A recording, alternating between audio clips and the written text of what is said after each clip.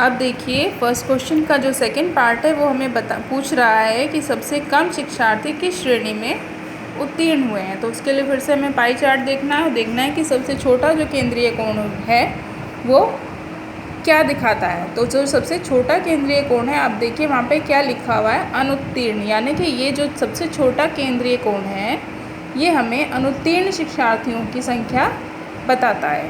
तो अब हमें क्या देखना है कि उत्तीर्ण वाला सबसे छोटा कौन सा है। देखिए 180, 90 और 60, इसमें सबसे छोटा कोण कौन सा है, 60 डिग्री का। ठीक है, तो यानी कि सबसे कम शिक्षार्थी जो उत्तीर्ण हुए हैं, किस श्रेणी में उत्तीर्ण हुए हैं, वो प्रथम श्रेणी में उत्तीर्ण हुए हैं। तो बस हमें यहाँ पर सीधे सीधे लिखना है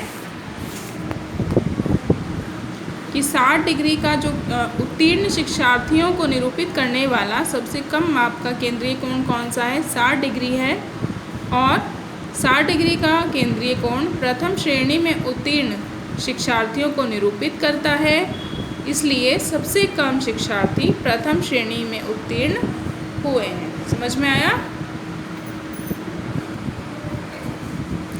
थर्ड पार्ट है कि अनुत्तीर्ण शिक्षार्थियों की संख्या कितनी है, यानी कि हमें इसके केंद्रीय कोण से अनुत्तीर्ण शिक्षार्थियों की संख्या को निकालना है। केंद्रीय कोण कितना दिखा रहा है, देखिए 30 डिग्री। ठीक है, तो 30 डिग्री कितने शिक्षार्थियों को निरूपित करता है वो हमें यहाँ से निकालना है। देखिए अनुत्तीर्ण शिक्षार्थियों को निरूपित करने वाला केंद्रीय कोण है 30 डिग्री का। ठीक है, तो जो संगत शिक्षार्थियों की संख्या है वो हमें कैसे पता चलेगी, हम लिखेंगे 30/360। 360 आपको पता है क्यों लिखा है, क्योंकि वृत्त का केंद्रीय कोण जो संपूर्ण कोण है वो 360 डिग्री होता है, इसलिए हमेशा हम 360 को यहाँ पर लिखेंगे, गुणा करेंगे 60 से, क्योंकि 60 है टोटल शिक्षार्थियों की संख्या। ठीक है, कुल शिक्षार्थी कितने हैं हमारे, 60 हैं, जिसमें से कुछ फर्स्ट डिवीज़न में पास हुए हैं, कुछ सेकंड डिवीज़न में, कुछ थर्ड में और कुछ फेल हुए हैं। तो यहाँ पर फेल शिक्षार्थी हमें निकालने हैं। तो 0 से 0 कैंसिल करेंगे आप, फिर ये 6 है, 6 के पाड़े में 36 भी आता है, 6 6 36 आ गया, ये काट दिया हमने, 6 लिखा, और 6 से फिर ये ऊपर वाला जो 30 है इसे काटेंगे और 6 पंजे 30 हमारा आंसर आ जाएगा। ठीक है, तो आंसर क्या आया, 5। तो हमारे जो अनुत्तीर्ण शिक्षार्थी इस प्रश्न के अनुसार हैं वो कितने हैं, 5 हैं। ओके, लास्ट पार्ट है इसका कि प्रथम श्रेणी और द्वितीय श्रेणी में उत्तीर्ण शिक्षार्थियों की संख्याओं में अनुपात क्या है, उसे कैसे निकालेंगे हम। पहले इधर देखिए, पहले लिखेंगे हम प्रथम श्रेणी में उत्तीर्ण शिक्षार्थी। प्रथम श्रेणी में उत्तीर्ण शिक्षार्थी लिखे हमने, कितने आएंगे वो, 60 हैं, 60 डिग्री का कोण है। ठीक है, तो 60 डिग्री बटे 360 डिग्री लिखा, और गुना 60 हमने इसलिए लिखा है क्योंकि टोटल शिक्षार्थी 60 हैं हमारे। अब देखिए क्या करेंगे, इस 0 से ये 0 कैंसिल हो जाएगी, और 6 से ये 6 कैंसिल हो जाएगा, 36 कैंसिल हो जाएगा, आंसर आएगा 6, क्योंकि 6 छंग 36 होते हैं। ठीक है, अब इस 6 से इस 60 को आप काटेंगे तो 6 दाम 60, ऊपर कितना आंसर आया हमारा, ये 6 भी कट गया और ये 60 भी कट गया, आंसर आया 10। तो टोटल शिक्षार्थी जो हमारे प्रथम श्रेणी में उत्तीर्ण हुए हैं वो कितने हैं, 10 हैं। इसी तरह से द्वितीय श्रेणी में उत्तीर्ण शिक्षार्थियों की संख्या भी ऐसे ही निकालेंगे। द्वितीय श्रेणी के जो शिक्षार्थी हैं उनका केंद्रीय कोण है हमारा 180 डिग्री, 180 डिग्री बटा 360 डिग्री गुना 60।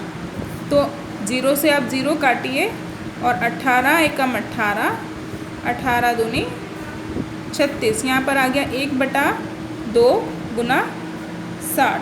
ठीक है, अब 2 से ये कट जाएगा, 2 तिया 6 होते हैं, और ये 0 से 0 यहाँ आ जाएगी। क्लियर है, तो आंसर क्या है हमारा, 30।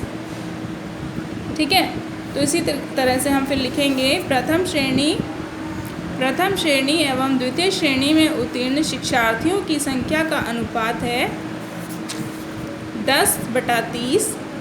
ठीक है, अब यहाँ 0 से 0 काट दीजिए, आंसर आता है हमारा 1/3, और ये 1/3 को हम अनुपात के रूप में लिखेंगे तो इस तरीके से लिखा जाएगा 1:3।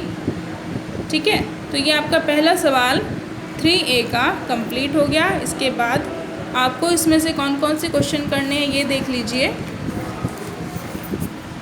ये आपको सेकंड क्वेश्चन करना है, ठीक है। इसमें भी आपका पाईग्राफ दिया हुआ है और उसको देखते हुए आपको प्रश्नों के उत्तर देने हैं। इसी तरीके से निकालेंगे आप, ठीक है। ये पाईग्राफ है सेकंड क्वेश्चन का और ये आपके प्रश्न है, ठीक है ना। इसके बाद थर्ड क्वेश्चन है कि पंचायत भवन के प्रांगण में वृत्ताकार क्षेत्र में फूलों के पौधे लगे हैं। इनमें आधे क्षेत्र में गुलाब, 1/3 क्षेत्र में गेंदा और शेष में डहेलिया के पौधे हैं। इनको पाईग्राफ द्वारा प्रदर्शित कीजिए। तो सबसे पहले हम क्या करेंगे कि जैसे कि आधा क्षेत्र बताया है गुलाब का, है ना, तो हम क्या करेंगे कि आधा क्षेत्र कितना होता है, 1/2 गुना 360। 360 का संपूर्ण कोण होता है, इसलिए तो इससे काटेंगे 2 एकम 2, 2 अट्ठे 16 और ये 0, ये कट गया पूरा। और 180 एकम 180, तो 180 डिग्री आपको बनाना है। ऐसे आप सर्किल बनाएंगे कोई भी प्रकार से, ठीक है। और उसमें मान लीजिए कि यहाँ आपने प्रकार रखा था, तो ये जो एक लाइन आप बीच से खींचेंगे ये पूरा 180 डिग्री होगा। तो ये 180 डिग्री आपका किसका हो गया, गुलाब का हो गया। इसी तरीके से इसमें कोण निकालेंगे, जैसे कि ये है 1/3 क्षेत्र में गेंदा है और शेष में डहेलिया है, ठीक है। तो 1/3 कैसे निकालोगे, देखो 1/3 गुना 360, ठीक है। तो 3 से 3 कटेगा, 3 एकम 3 और 3 दूनी 6 और 0, तो ये आ जाता है आपका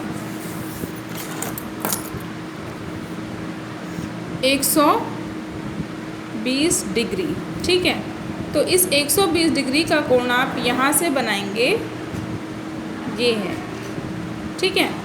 तो जब इधर से लेंगे तो जो ऐसी लाइन जाएगी वो 90 डिग्री की होती है। 120 डिग्री की लाइन लगभग यहाँ से जाएगी, उसे आप डी की सहायता से यहाँ से बनाएंगे तो ये आपका 120 डिग्री हो जाएगा।